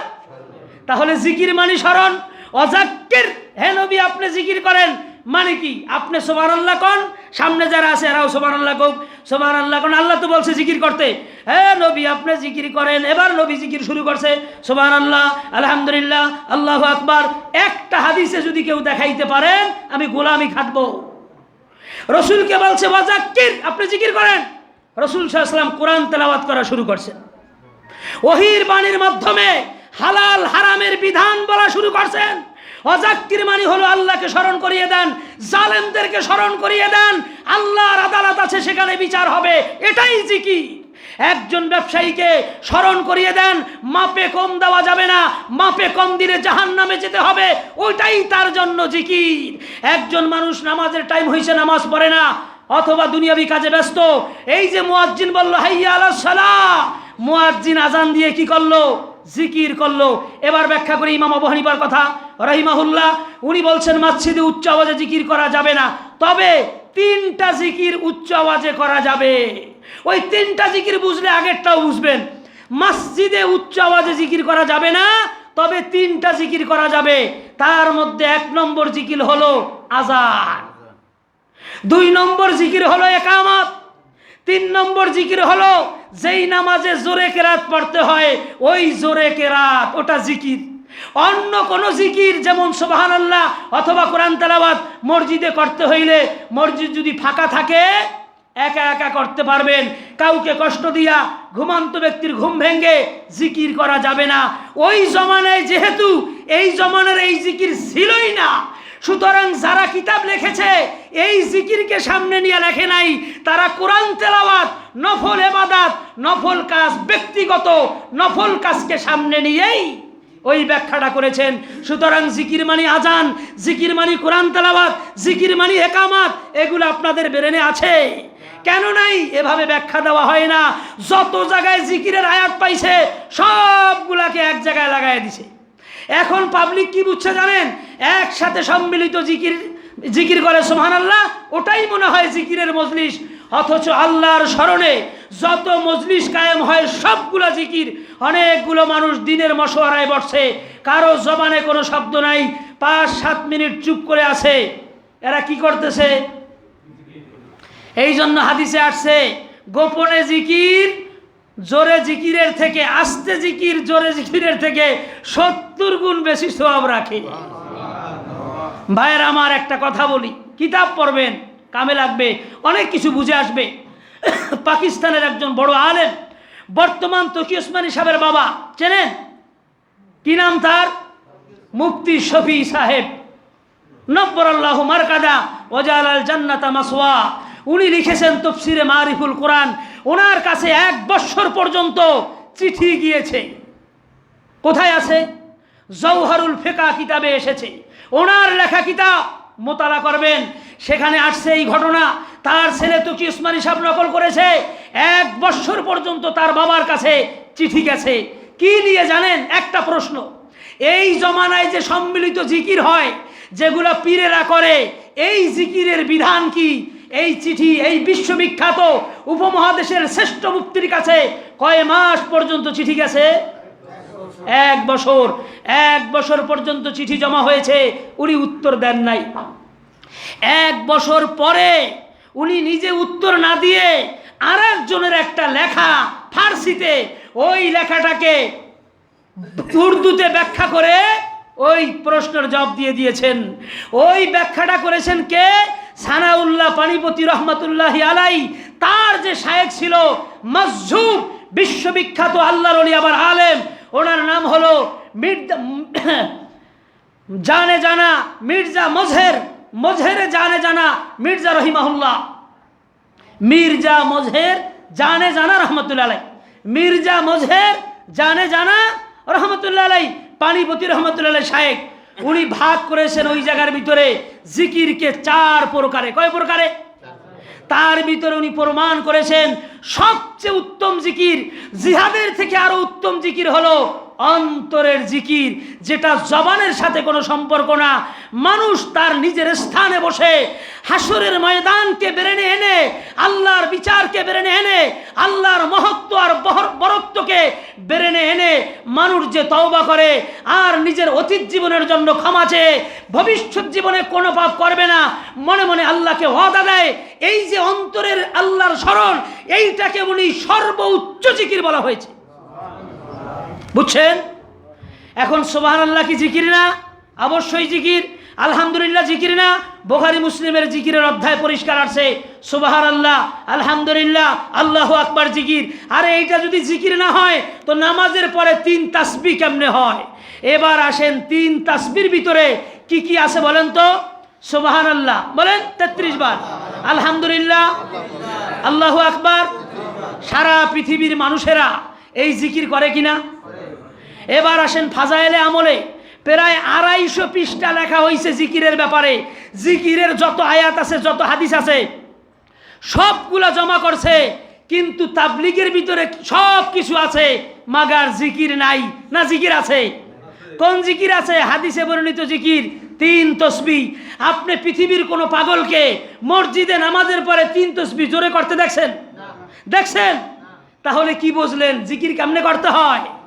কেমনে করতে হয়? আস্তে আস্তে। এখন 3 তসবিহ পড়তেছে, সুবহানাল্লাহ সুবহানাল্লাহ। মক্কার ঘরে কোনোদিন দেখছেন? মদিনায় দেখেছেন? এবার শোনেন, আমার সাথে হাদিস পড়েন। আফজালুজ জিকরে বলেন তেলাওয়াতুল কোরআন। সবচেয়ে উত্তম জিকির কোরআন তেলাওয়াত। আপনারা কে কে মদিনায় গিয়েছেন, মক্কায় গিয়েছেন, হজ করছেন, উমরা করছেন, বা কোনোভাবে মক্কা মদিনার ঘরে যাওয়ার তৌফিক হয়েছে? হাত উঠান। আল্লাহ তৌফিক দিচ্ছে, আল্লাহ সকলকে কবুল করে। আপনাদের কাছে প্রশ্ন করতে চাই, মদিনার মসজিদে যখন কোনো মানুষ ঢোকে, সে বৈশা বৈশা মোবাইল টেপে গল্প করে, কি করে বলেন তো? ঢুকাই হাতে একটা কোরআন নেয়, যেটা আফজালুজ জিকরে। কোরআন শরীফ নিয়ে কি জোরে তেলাওয়াত করে? মসজিদ নববীতে সবাই কোরআন তেলাওয়াত করে, একসাথে কয়েক হাজার মানুষ কোরআন তেলাওয়াত করে, কিন্তু কোনো আওয়াজ নাই। এই কারণে ইমাম আবু হানিফা রহিমাহুল্লাহ বলেছেন, মসজিদে উচ্চ আওয়াজে জিকির করা হারাম মানে হলো কোরআন তেলাওয়াত উচ্চ আওয়াজে করা হারাম। এটা ইমাম আবু হানিফা রহিমাহুল্লাহর ফতোয়া। যেহেতু ওই জমানায় এই জিকির ছিলই না, যা মসজিদে হয় এইটাকে সামনে নিয়ে উনি হারাম বলে নাই। উনি বলছে শরীয়তের জিকির যেইটা নফল আস্তে করতে হয়, মসজিদের ভিতরে 3 তাসবিহ জোরে পড়া, যার দ্বারা মানুষের ডিস্টার্ব হয়। কিন্তু ভাইরা আমার, বড় দুঃখের ব্যাপার, ওই দলিলকে লাগানো হয়েছে কোথায় জানেন? আমাকে একদিন জোর করি, যাই যেভাবেই হোক আমার থেকে ওয়াদা নেওয়া হয়েছে, আপনি জিকির নিয়ে আলোচনা করতে যাইয়া সীমার মধ্যে থাকবেন। আমি সীমার মধ্যেই থাকতেছি। শোনেন, ভালো করিয়া বুঝবেন, ওই জমানায় যেই জিকির ছিল, ইমাম আবু হানিফা রাহিমাহুল্লাহ ওই জিকিরকে সামনে নিয়ে এই জোরে করতে হারাম বলেছে, ঠিক কিনা? এবার আসেন, আবু ইউসুফ রাহিমাহুল্লাহ, ইমাম আবু হানিফার আর একটা কথা আছে, ইয়াকরাহু রাফউ সাউতে ফিল মসজিদে, মসজিদের ভিতরে উচ্চ আওয়াজ করা যদিও জিকিরের দ্বারা হয়, এটা মাকরুহ। আবু ইউসুফ রাহিমাহুল্লাহ জিজ্ঞেস করলেন, ইয়া শাইখ মাজা আরাত্তা বিল কারাহা, আপনি যে মাকরুহ বলেছেন, মাকরুর দ্বারা উদ্দেশ্য কি? ইমাম আবু হানিফা রাহিমাহুল্লাহ বলেন, আত-তাহরিম আত-তাহরিম আত-তাহরিম। এখানে মাকরুহ মানে ছোট মাকরুহ না, আমি মাকরুর দ্বারা বুঝাইছি হারাম। বুঝেন নাই? এই কারণে মসজিদে নববীতে লক্ষ হাজার মানুষ একসাথে উত্তম জিকিরে লিপ্ত, কিন্তু কোনো আওয়াজ নাই, কোনো আওয়াজ নাই। এই মসজিদটা বানানো হয়েছে ইবাদত করার জন্য, জিকির করার জন্য। তবে কথা না বললে নয়, আমাদের দেশে একটি জিকির আছে, সেটা হলো একসাথে তালে তাল মিলাইয়া শত শত হাজার হাজার মানুষ একসাথে জিকির করে মাঠে এবং পিসাবের খানকায়, পিসাবের দরবারে। করে কিনা? করে কিনা বলেন? যেমন চরমানার পিসাব। এখন কেউ বলবে আমাদের পীরের নাম নিচে ওরা দেখা ছাড়বো। ভাইরা আমার, ওলামায়ে কেরামকে কথা বলতে দিতে হবে। এই পাবলিক জানতো না শরীয়তের প্রত্যেকটা বিধানকে জিকির বলে, এবং প্রত্যেকটা বিধান যেখানে কায়েম হয় ওইটাকেই জিকিরের হালকা বলে। এই পাবলিকের অনেকেই জানতো না। আজকের আলোচনার দ্বারা জিকিরের ব্যাপারে অনেকের ভুল ভাঙছে কিনা বলেন? আল্লাহকে সাক্ষী রেখে বলেন, হাত উঠান। তাহলে আলোচনা করতে হবে কিনা বলেন? এবার শোনেন, চরমানায় মরহুম পীর সাহেব ফজলুল করিম সাহেব নব্বরাল্লাহু মারকাদা ওয়া জালাল জান্নাতা মাসওয়া, বর্তমানে যেই 2 পীর সাহেব হুজুর আছেন, ওনাদের 2 জনকে এক পাল্লায় দিলে মরহুম পীর সাহেবের সমান সমান হবে? তার উদাহরণ আর কেউ হবে? ওই পীর সাহেব হুজুরকে আপনারাই যারা বয়স্ক লোক, আপনাদের মনে আছে, আমিও মাহফিল শুনেছি। ওই যখন মাহফিলে উনি জিকির করাইতেন, ছোট্ট করে কাগজে লিখিয়ে দেওয়া হইতো, হুজুর এইভাবে জিকির নাকি আল্লাহর নবী জীবনে করেন নাই, করান নাই, একসাথে সুবহানাল্লাহর জিকির আপনি কোথার থেকে করান? হুজুর উত্তর দিয়েছেন, বাবা এটা হলো আমাদের 5টা ঔষধের একটা ঔষধ, এটা হলো ওজিফা। আমরা ওজিফা হিসাবে করি, ঔষধ হিসাবে করি, ইবাদত হিসাবে করি না। বলেন বলেন ঠিক কিনা? এই কথা বলার পরে কোনো আলেমের আর কোনো ইশকাল ছিল না, ছিল? সুতরাং ভাইরা আমার, কোনো পীর সাহেব যদি ওজিফা দেয়, যেমন চরমানের পীর সাহেব হুজুরের ওজিফা, সেখানে বসে আপনাদের দ্বারা জিকির করায়, জিকির করানোর অর্থ কি? আপনি তো ব্যবসা বাণিজ্য করেন, বিভিন্ন কাজ করেন, এইভাবে জিকিরে আপনি অভ্যস্ত না। 3 দিন ফারেক হইয়া তার কাছে গেছেন, সে 1-2 ঘন্টা জিকির করাইয়া আপনাকে জিকিরে অভ্যস্ত করতেছে। যদিও সম্মিলিতভাবে ওইভাবে আল্লাহর নবী কোনো সাহাবী তাবেঈ কাউকে নিয়ে, কোনো সাহাবীরা তাবেঈরা কেউ এভাবে জিকির করেন নাই, করান নাই সম্মিলিতভাবে। কথা বুঝছেন? হোক তারা করে নাই, তাতে কি? এটা জায়েজ কিনা? অবশ্যই জায়েজ। কিন্তু জায়েজ জায়েজ। আচ্ছা, আমরা যে ঔষধ খাই এগুলা জায়েজ না না জায়েজ? অ্যালোপ্যাথি জায়েজ না না জায়েজ? হোমিওপ্যাথি জায়েজ না না জায়েজ? এবার শোনেন, ইবাদত হলো শরীয়তের দলিল দ্বারা পরিচালিত, আর ঔষধ হলো গবেষণার উপরে নির্ভর। এই পৃথিবীতে যত ঔষধ তৈরি হয়েছে, 2টা ঔষধ ছাড়া, মধু আর কালিজিরা, এছাড়া যত ঔষধ হয়েছে সবগুলা গবেষণার উপরে নির্ভর। সুতরাং কোনো পীর সাহেব যদি মনে করে আমি আমার এই মুরিদকে 1 ঘন্টা এইভাবে জিকির করাইয়া তাকে আমি প্রকৃত জিকিরে অভ্যস্ত করব। কথা বুঝেন নাই? এইটাকে তারা ইবাদত মনে করবে না, এটা জাস্ট অভ্যাস হওয়ার জন্য। কিন্তু শর্ত হলো ওই যে একসাথে জিকির করবে, ওই জিকির করা জায়েজ হওয়ার জন্য একটা মৌলিক শর্ত হলো যিনি জিকির করাইবেন আর যেনারা করবেন তেনাদেরকে এটাই মনে করতে হবে এটা ওজিফা এবং ঔষধ। এটা আপাতত এইভাবে করার দ্বারা সওয়াব হচ্ছে না। সওয়াবের নিয়ত যদি করা হয় এবং সওয়াবের একটা হাদিসও যদি পড়া হয়, সওয়াব হবে এই মর্মে কোরআনের একটা আয়াতও যদি ওই জিকিরের সামনে পড়া হয়, তাহলে জিকিরের আয়াত পড়ে এমন জিকিরের সামনে প্রকৃত জিকিরের আয়াত আর হাদিসকে ফিট করা হইল, নিঃসন্দেহে এটা কোরআনের জিকিরের আয়াতকে বিকৃত করা হলো এবং মরহুম পিসা হুজুর তিনি যা বুঝেছিলেন তা থেকে বিচ্যুত হওয়া হইল। ঠিক কিনা? তাহলে ওই জিকির করা যাবে কিনা? যাবে কিনা বলেন? তারাও কিন্তু বলে নাই এটা সুন্নাত, বলছে কি বলে? জায়েজ। বলেন কি বলছে? তাহলে পীর সাহেবরা যে সম্মিলিত জিকির করায়, খানকায় করাও, মাঠে করাও, এই জিকির জায়েজ না না জায়েজ? কিন্তু সুন্নাত বলার সুযোগ নাই। জায়েজ কেন? এটা গবেষণার উপরে নির্ভর। এটাকে ইবাদত মনে করা হচ্ছে না। ইবাদত মনে করলেই দলিল লাগবে, পুরাণ দলিল লাগবে। কোন দলিল? কোন দলিল? সুতরাং দুই শর্তে জায়েজ। কয় শর্তে? ওজিফা মনে করতে হবে, ঔষধ মনে করতে হবে, ইবাদত মনে করা যাবে না। এই জন্য চরমানাই থেকে একটা বই লেখা হয়েছে 2006।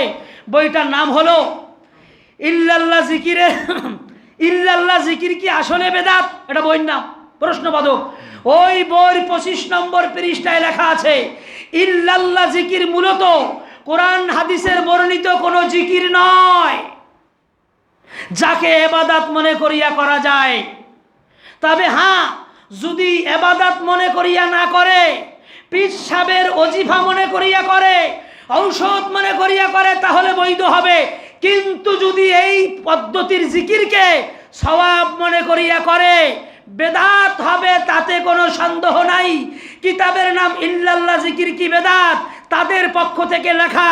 ওই মাদ্রাসার মুহাদ্দিস লিখেছেন, প্রথম পৃষ্ঠায় 2 পীর সাহেবের এই সিগনেচার আছে, 25 নম্বর পৃষ্ঠায় লেখা আছে ইল্লাল্লাহ জিকির সহ সম্মিলিত এই জিকিরকে ইবাদত মনে করলে বেদাত হবে, তাতে কোনো সন্দেহ নাই। কথাটা আমার না, তাদের কিতাবে। আপনি বরকতের নিয়াইতে কিতাব কিনা থুইয়া দিছেন, আপনার ভুল।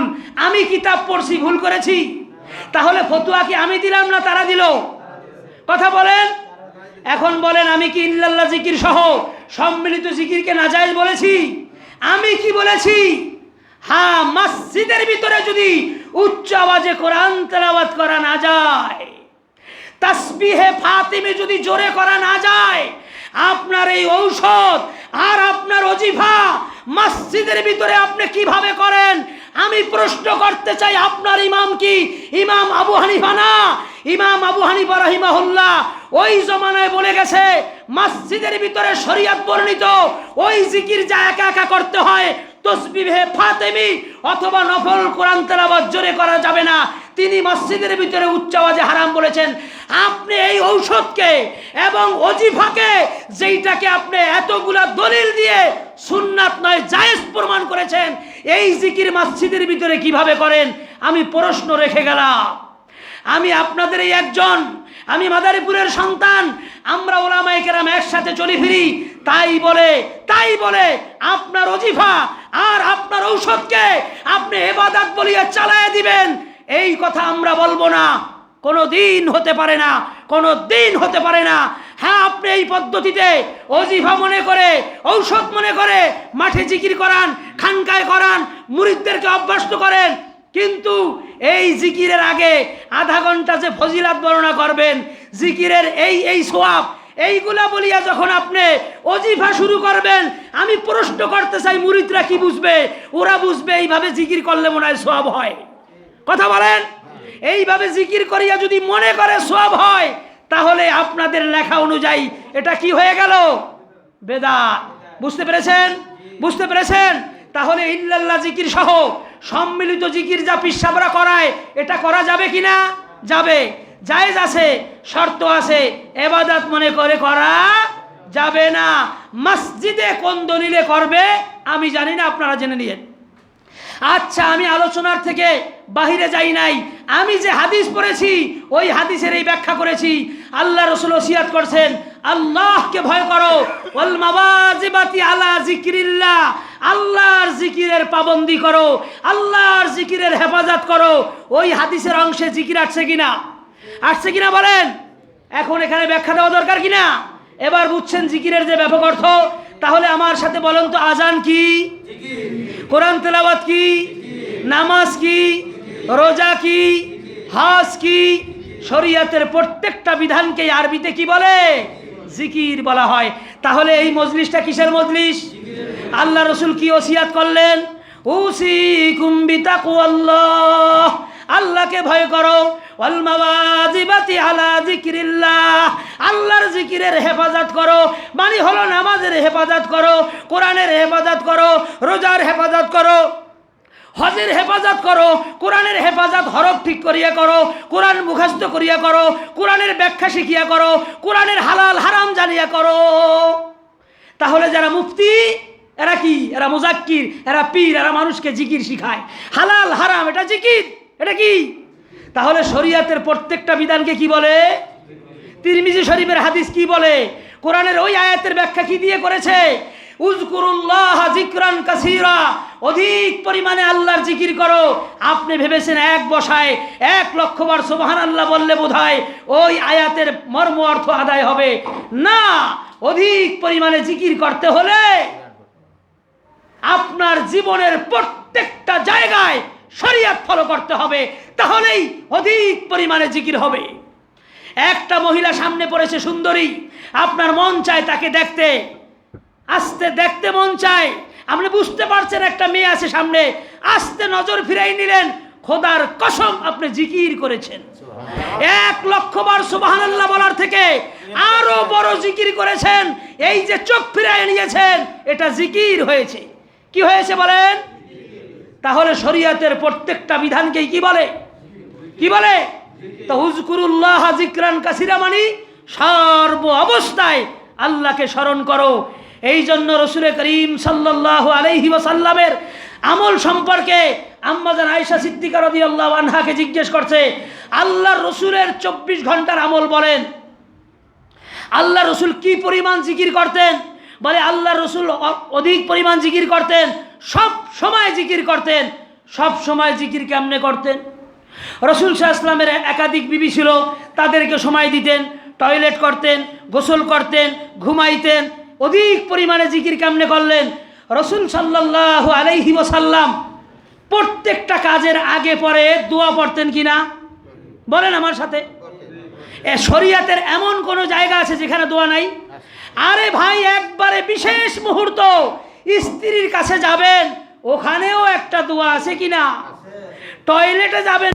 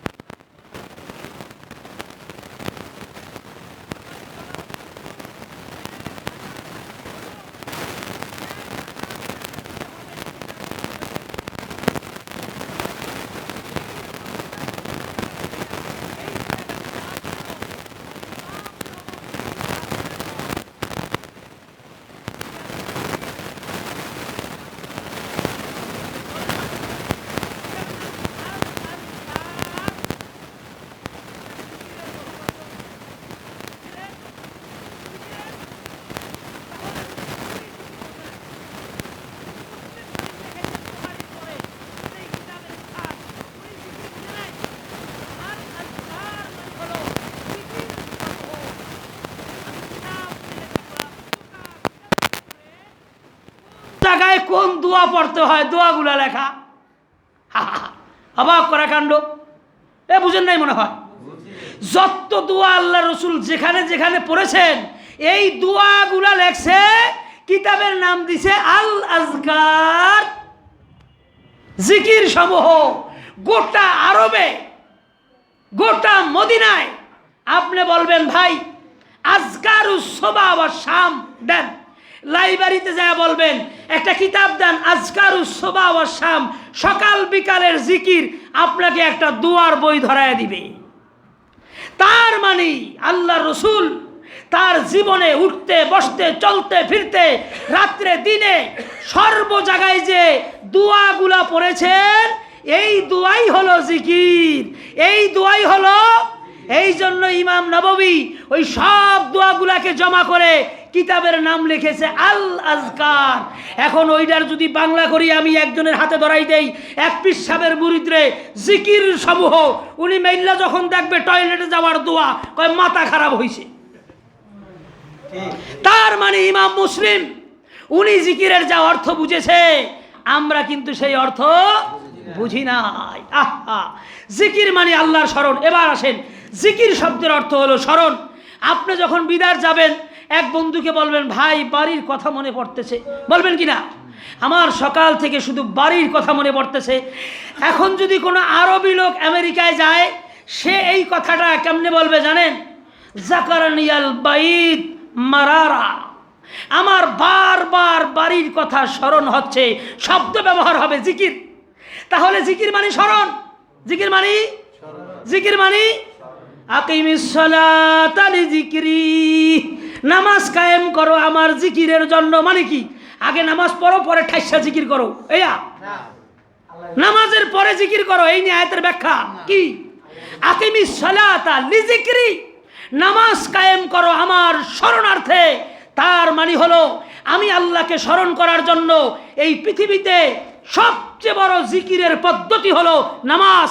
যেই নামাজের ভিতরে আমি ছাড়া আর কারো দিকে মন দেওয়া যাবে না। নামাজের ভিতরে সমস্ত জিকিরকে একসাথে জমা করা হয়েছে। কোরআন তেলাওয়াত উত্তম জিকির নামাজে আছে, তাসবিহ তাহলিল জিকির নামাজে আছে, আল্লাহর ধ্যান নামাজে আছে। তাকবীরে তাহরিমা মানে হলো আমি আল্লাহ ছাড়া অন্য কিছুর দিকে বেরেন দেওয়া হারাম। তাকবীরে তাহরিমা মানে আল্লাহু আকবার, এখন থেকে খাওয়া হারাম, এখন থেকে পানি হারাম, কথা হারাম, লড়াচড়া হারাম, দেখা হারাম, ভাবা হারাম, সব হারাম। তাকবীরে তাহরিমা, একমাত্র আল্লাহকে নিয়ে ভাবতে হবে। সুতরাং নামাজের থেকে বড় জিকির ইসলামী শরিয়াতে আর নাই। কিন্তু পাবলিক জানতো না নামাজেই যে শ্রেষ্ঠ জিকির। কথা বুঝছেন? হ্যাঁ, তাহলে সুবহানাল্লাহ এটা কি জিকির না? অবশ্যই জিকির, কিন্তু এইটাই জিকির না, সবেই জিকির। বলেন সবেই কি? তাহলে আল্লাহ রসুল কি ওসিয়াত করছেন? আল্লাহকে ভয় করো। 2 নম্বর ওসিয়াত কি? উসিকুম বিতাকওয়াল্লাহ ওয়াল মাওয়াজিবাতি আলা যিকরিল্লাহ, আল্লাহর জিকিরের হেফাজত করো। যেখানে যেখানে দোয়া আছে ওইটারও হেফাজত করো। এবার জিকির মানে কি বলেন? স্মরণ। একটা লোক টয়লেটে যাইতেছে, বিরক্ত হচ্ছেন নাকি? হ্যাঁ, ভুল বুঝাইতেছি? ভাই শোনেন, একজন লোক টয়লেটে যাইতেছে, লোকটা হলো আমাশার রোগী। এই টয়লেটে সে 1 ঘন্টা থাকবে। কয় ঘন্টা? মানুষের হায়াতেই কতটুকু, 1 ঘন্টা যদি টয়লেটে থাকে প্রতিদিন, অবস্থা কি হবে? আল্লাহ বলছে তোকে সৃষ্টি করছি ইবাদতের জন্য, আর হে টয়লেটে যাবো এসি। টয়লেটে কি জিকির করা যায়? যায় না। এবার বুঝানোর জন্য একটা উদাহরণ দেই। কোনো একজন শিক্ষক প্রয়োজনে মাদ্রাসা থেকে অথবা কলেজ থেকে ভার্সিটি থেকে শিক্ষক ছুটি নিল 2 দিনের। তার ব্যক্তিগত প্রয়োজনে ছুটি নিয়ে গেছে কর্তৃপক্ষ থেকে। এই 2 দিনের বেতন পাবে কিনা? আর যদি কর্তৃপক্ষ থেকে ছুটি না নিয়ে এমনিতেই যায়, বেতন তো পাবে না, উল্টা জরিমানা। কথা বলেন? কিন্তু ব্যক্তি প্রয়োজনেই গেছে, ছুটি নিয়ে গেলে বেতন পায় কিনা? বলেন পায় কিনা? এবার শোনেন, শরিয়াত বোঝেন। মুসলমানের জিন্দেগি হার হালাতে বন্দেগি। আল্লাহ যে বলছে তোমার সৃষ্টি করছি ইবাদতের জন্য। আপনার খাবার ইবাদত, আপনার টয়লেট ইবাদত, আপনার ঘুম ইবাদত, সবই ইবাদত। কেমনে? আপনি হলো আমাশার রোগী, 1 ঘন্টা টয়লেটে থাকবেন, বুঝেন নাই? এখন টয়লেট নাপাক জায়গায়, শয়তানের ঘর, এটা বাইতুর শয়তান, মসজিদ হলো বাইতুর রহমান।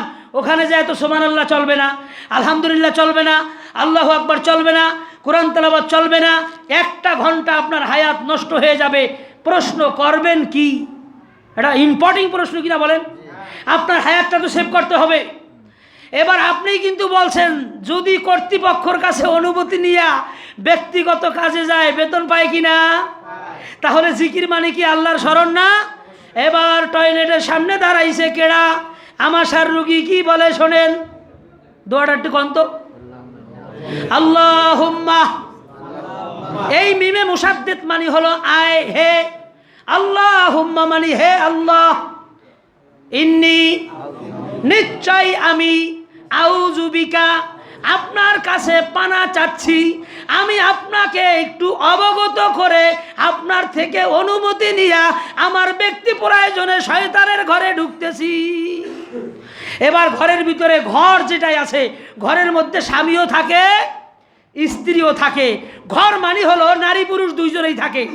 এখন আল্লাহকে ডাক দিছে, আল্লাহ আমি আমাশার রুগী 1 ঘন্টা টয়লেটে থাকবো, তো আমি আপনার কাছে আপনাকে ডাক দিয়া আপনার নলেজে দিয়ে আমি একটু যাচ্ছি শয়তানের ঘরে। ওখানে শয়তানও আছে, ওর বউও আছে। মিনাল খুবুসি ওয়াল খাবায়েস, খুবসুন মানে পুরুষ শয়তান, খাবায়েস মানে মহিলা শয়তান। শয়তানের ঘরে ব্যক্তি প্রয়োজনে যাওয়া লাগে কিনা? কথা বলেন তো। লোকটা হাতে বদনি ডাক দিছে কারে? কার স্মরণে গেল? কাকে ডাক দিয়া গেল? কাকে অবগত করে গেল? আল্লাহ তো জানেই, বান্দা বান্দার হিসাবে ছুটি নিয়ে গেল, আল্লাহ আমি যাচ্ছি। আল্লাহ কয় যা, আমি দেখতেছি, শয়তান তোরে কিছুই করতে পারবে না। এবার যদি লোকটা আমাশার রুগী হইয়া 2 ঘন্টা টয়লেটে বসে থাকে, আল্লাহে খোদার কসম করে বলি, যদি দোয়া পড়ে যায়, আল্লাহর থেকে ছুটি নিয়ে অনুমতি নিয়ে গেছে, 2 ঘন্টা ওখানে থাকবে, পুরাটাই আল্লাহর স্মরণে জিকিরে ছিল লেখা হবে। ওখানে যায় সুবহানাল্লাহ পড়া লাগবে না। ওই হায়াতটা আল্লাহর স্মরণে মানি আল্লাহর জিকিরেই কাটছে। এবার ওখান থেকে বের হইয়া কি বলবে? গুফরানাকা, এর অর্থ হলো শুকরানাকা। টয়লেটে চাপ দেওয়ার আগে দিয়া ওই সময় আমার মন মানসিকতা কেমন ছিল, আর এখন কেমন ফ্রেশ হয়ে গেছি, বাচ্চা গেছি। গুফরানাকা, এই টয়লেট তো আমি ক্লিয়ার করি নাই, আমার পেট থেকে এই টয়লেট কুদরতি নিজামে আপনিই ক্লিয়ার করেছেন। ওই অশান্তি ছিল, আমার বিরক্তকর মনোভাব ছিল, এখন শান্তি ফিরে পেয়েছি আপনার সাহায্যে। এমন হতে পারতো আমি গেছিলাম টয়লেট করতে, আমারে ধরছে শয়তানে। এমনিতেই তো আমি আমাশার রোগী, আমি গেছি টয়লেট করতে, শয়তানে আমারে দিছে টয়লেটের ভিতরে কাজ কইরা, বেহা হইয়া পইরা রইছে, আর ঘুমরাইতে আছে, দরজা খুললে দেখে শয়তানে ধরছে। কথা বলেন। আল্লাহ বলে আমার থেকে অনুমতি নিয়ে গেছো, যা বান্দা, কয় ঘন্টা বয়ে থাকবি থাক, তবে বের হয়ে আবার একটু জানাইস। বের হইয়া কয় গুফরানাকা আলহামদুলিল্লাহিল্লাযী আযহাবা আন্নিল আযা ওয়া আফানি। শুকরিয়া ওই রবের, যেই রব আমার থেকে কষ্টদায়ক জিনিস সরাইয়া আমাকে একটু শান্তি দিয়েছে। আল্লাহর রাসূল বলে মাঝখানে যত ঘন্টা বৈশা ছিল আল্লাহর জিকিরে ছিল, আল্লাহর জিকিরে ছিল। কেউ যদি অজু করিয়া দোয়া পইরা ঘুমায়, টানা 8 ঘন্টা ঘুমাইছে, 8 ঘন্টা পরে উঠিয়া কি বলছে? কি বলছে? আলহামদুলিল্লাহ আলহামদুলিল্লাহ আলহামদুলিল্লাহিল্লাযী আহইয়ানা বাদামা আমাতানা ওয়া ইলাইহিন নুশুর। শুরুতে কার দ্বারে জিগায় ঘুমাইলো? আল্লাহুম্মা, হে আল্লাহ আমি তো ঘুমাইতে চাই নাই, আমি তো মানুষ, খুলিকাল ইনসানু যঈফা, আমারে তো কাজ করে দিছে ঘুমে, আমি তো ইবাদতই করতে চাই, আমি তো কোরআন তেলাওয়াতই করতে চাই, আমি তো কিতাব মোতালাই করতে চাই, হায়াত পাইছি কতটুকু, ঘুমাইয়া থাকলে তো শেষ। কিন্তু আমার কি করার, ঘুমে তো কাজ করে দিছে, তো ঘুমাইমু তো ঠিক আছে, কিন্তু আপনার নামে ঘুমাইলাম।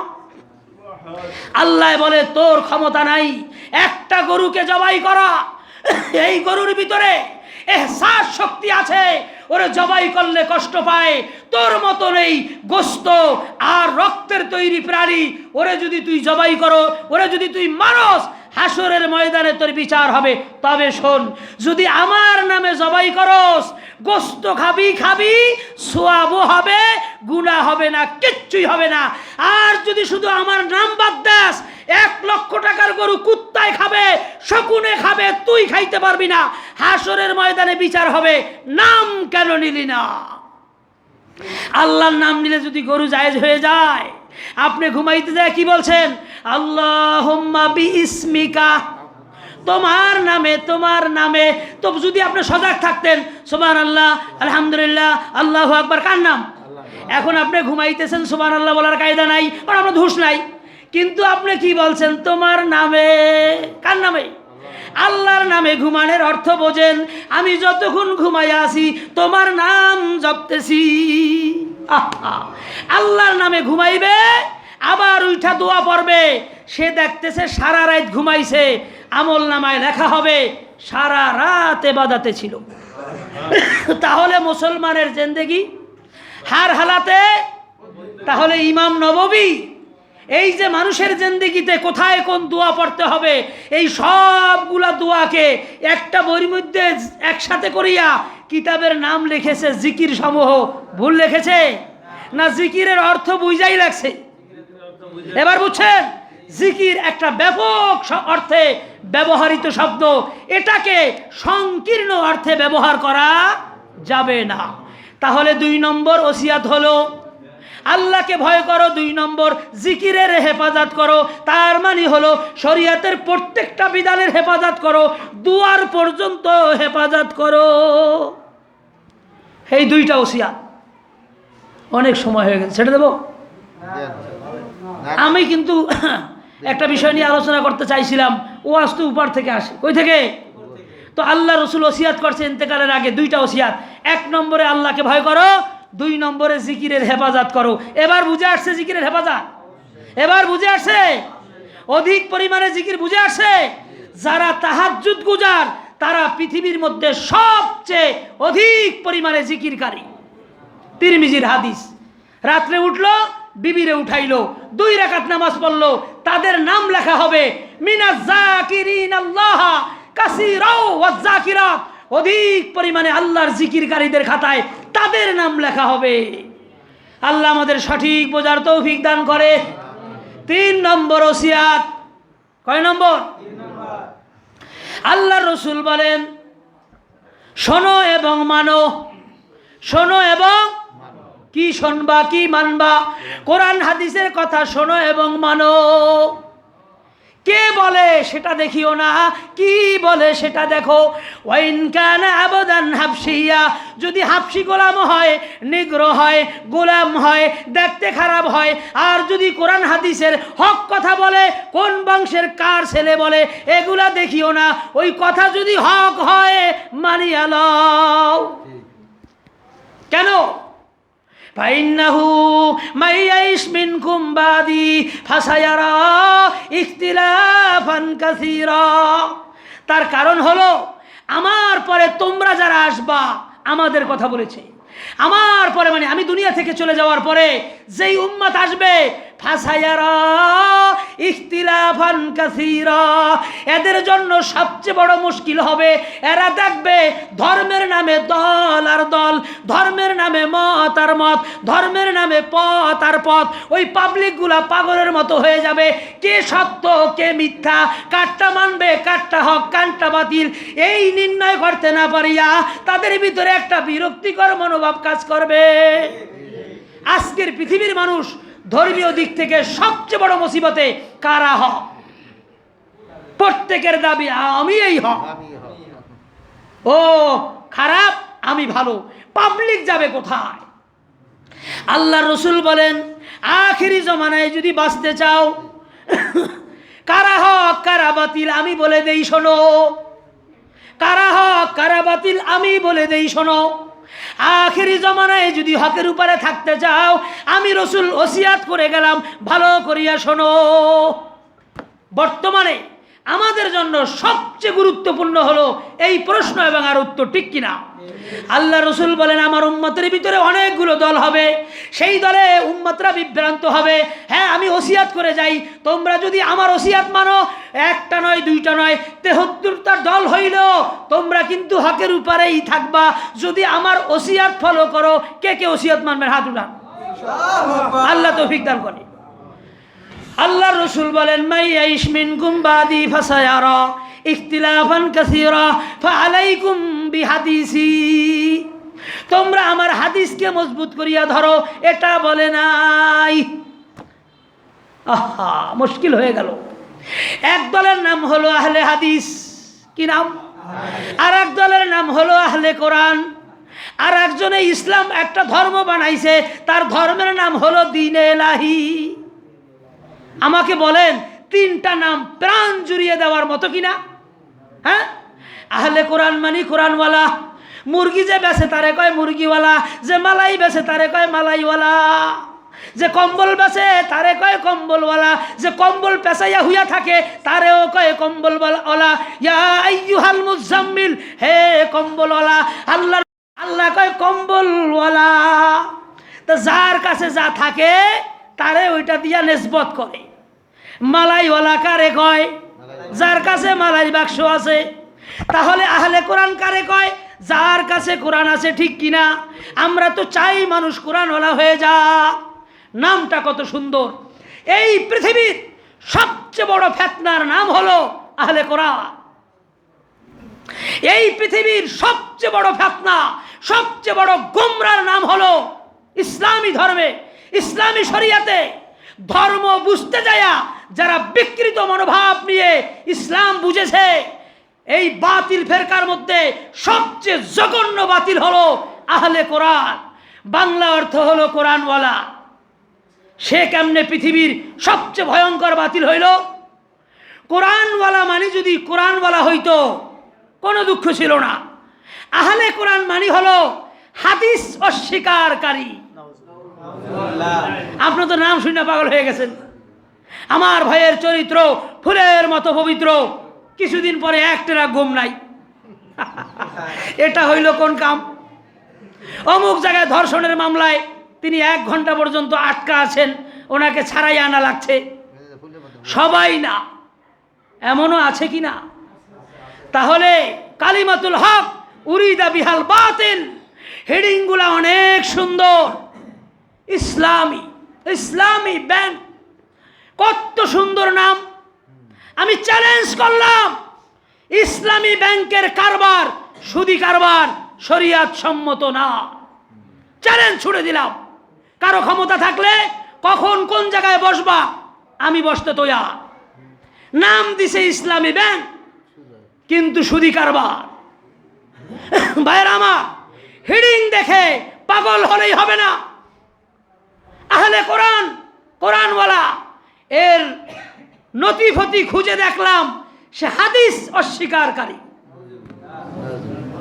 তাহলে আহলে কোরআন নামটা যদি একটা ফিতনাবাজের নাম হয়, ব্যাখ্যায় গিয়ে দেখলাম হেডিং সুন্দর, কিন্তু এটা ভয়াবহ ফিতনা। এরা কারা জানেন? আহলে হাদিস পরে, আগে আহলে কোরআন বুঝেন। আল্লাহ রসুল বলেন একটা জমানা আসবে, এক লোক টাকার গরমে, ক্ষমতার গরমে, লোকটা মুসলিম, এইরকম এক সিংহাসনের উপরে ঢেলান দিয়ে বলবে হাসবুনা কিতাবুল্লাহ, আমাদের জন্য আল্লাহর কোরআন যথেষ্ট, হাদিস মাদিস মানি না। আল্লাহ রসুল বলে গেছেন এই কথা। ফিতনার ভয়াবহ ফিতনা আহলে কোরআন। তাহলে আহলে কোরআন মানে যদি কোরআনওয়ালা হইতো কোনো দুঃখ ছিল না। আহলে কোরআন মানে হাদিস অস্বীকারী। দ্বিতীয় ধাপ আহলে হাদিস। দ্বিতীয় ধাপ, এ তো আরো প্রাণ জুড়িয়ে দেওয়ার শব্দ। আহলে হাদিস মানে যদি হাদিসওয়ালা হইতো কোনো দুঃখ ছিল না। পৃথিবীর কে আহলে হাদিস না? মুসলিম কোনোদিন